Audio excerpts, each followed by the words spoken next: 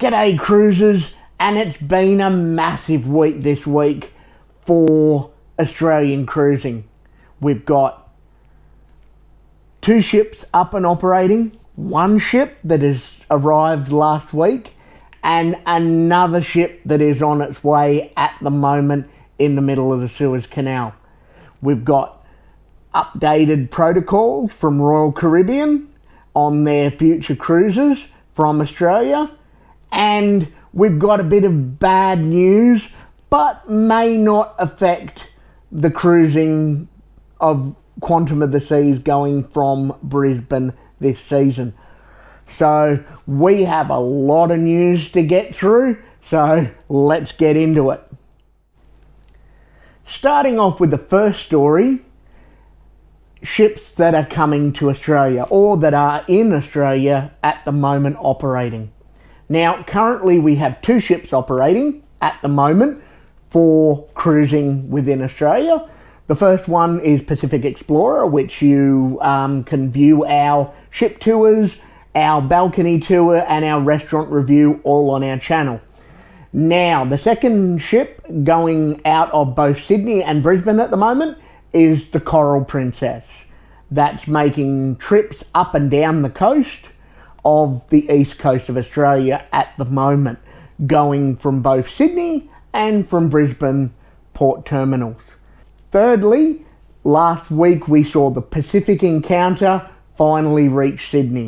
Now, Pacific Encounter will be sailing from the new Brisbane port terminal, and will be going to New Zealand, South Pacific, up to Papua New Guinea, and also into areas around the bottom of New South Wales and Victoria, round to Melbourne and Tasmania.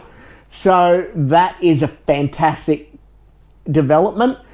P&O Australia are currently onboarding more staff, more entertainers, more supplies, getting ready for that particular season to start, I believe in only a month's time.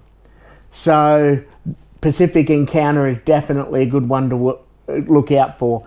Now, her sister ship.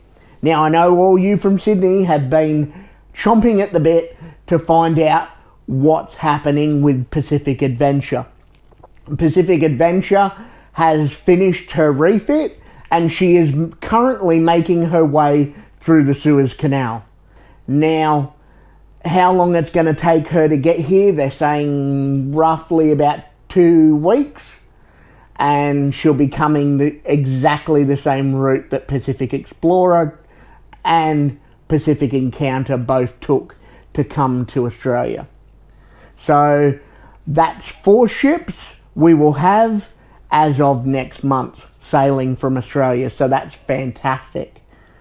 This week, Royal Caribbean have emailed all of their passengers, updating them with the COVID-safe sailing protocols for the Royal Caribbean cruises going forward. Now, there's a few things on here that are a bit iffy, and a few things that a lot of Aussies will absolutely love. Unlike Carnival Corporation, it seems that the Royal Caribbean Corporation has taken a little bit more of a relaxed approach to mask wearing on board. Now, all passengers will be required to have the 2 vaccinations, exactly the same as Carnival Corporation. They will be also required to have their rat test, and may be required to provide proof of the rat test at the terminal before leaving. Now, that you will be required to have both of your COVID vaccinations at least 14 days before departure, and will need to show proof of that at the port. Now, I know you've been hanging out for the mask thing, so here it is. The masks on Quantum of the Seas and on Ovation of the Seas, which are the 2 Royal Caribbean ships, Ovation going from Sydney and Quantum going from Brisbane, will only require masks to be worn on a recommendational basis. Therefore, if you are non-vaccinated, if you are part of that 5% aboard that is non-vaccinated, you are recommended, not required, but recommended to wear a mask. If you are a vaccinated passenger, which falls into the 95% of people who will be on board the cruise, great news. You will not be required mandatorily to wear a mask on board.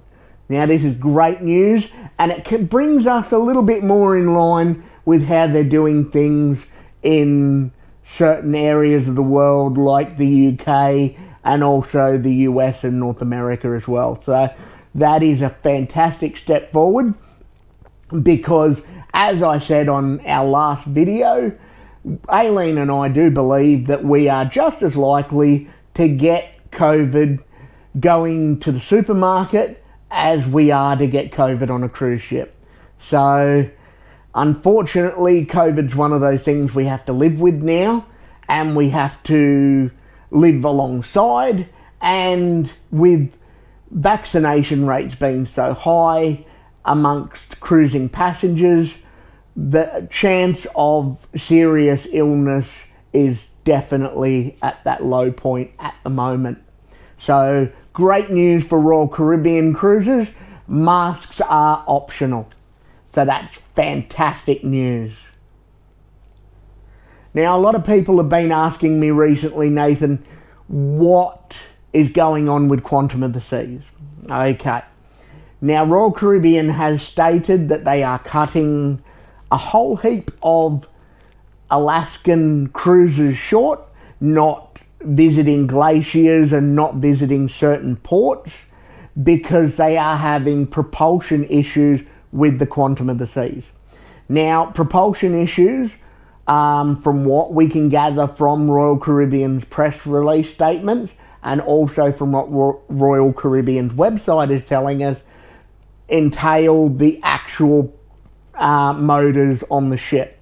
So nothing is wrong with the electricity generation or the diesel generators or the generators on board the ship.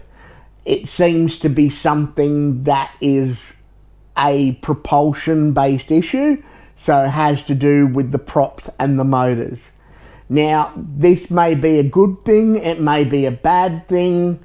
We are yet to see how that's going to pan out.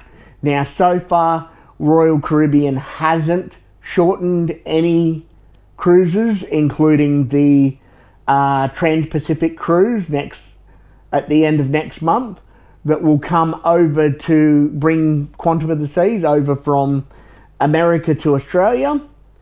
However, this may be impacted due to the fact that it is a propulsion issue, not a generator issue. If it was a generator issue, more than likely they would be able to repair the issue while they were docked in the water. However, being a propulsion issue, 9 times out of 10, they will have to put the ship into dry dock in order to get the propulsion issue repaired. Because most of the pods that are both of the pods that are underneath the ship, the propulsion pods that the propellers are attached to, are underneath the waterline. So they will need to be taken out of the water in order to be repaired. How long this will take, we wait for Royal Caribbean to tell us. Like I said, multiple cruises to Alaska have changed itinerary. So hopefully, fingers crossed for Brisbane cruises, that this won't continue once it enters Australian waters. Hopefully your cruises will go off without a hitch. Now, the final bit of news is a lot of people have asked us when our next cruise is. Well, our next cruise is in another 84 days. And that cruise will be a 5-day cruise from Sydney to Tasmania on Carnival Splendor. So that will be followed as well by a cruise that's 6 days later, which will be on the Ovation of the Seas and Royal Caribbean's Ovation of the Seas, to the South Pacific for 10 days. So that is when our next 2 cruises, which we are very, very excited to go on, and ultra keen to show you our ship tours, our restaurant reviews, our balcony cabin tours, and also some little shorts as we sail as well. So that keep your eyes peeled for that. Click the little notification bell and subscribe if you haven't, and that'll help you keep up to date with all of those videos as they drop in. Well, thanks for watching our video today. I'd like to invite you again to subscribe to our channel. Not only does it help us out, but it also lets YouTube know that a lot of people are interested in cruising and cruising videos, and will be able to recommend this video and this channel to a lot of other people. So all I've got to say is thank you if you have subscribed, because there are a lot of people who have subscribed now. I think we're up to 125, 126 subscribers. Thank you to all of you who have subscribed. And if you haven't subscribed, maybe just pop us a little hit on that red button and a click on the notification bell. If you've liked this video, also give us a thumbs up, and we'll be seeing you somewhere on the seas.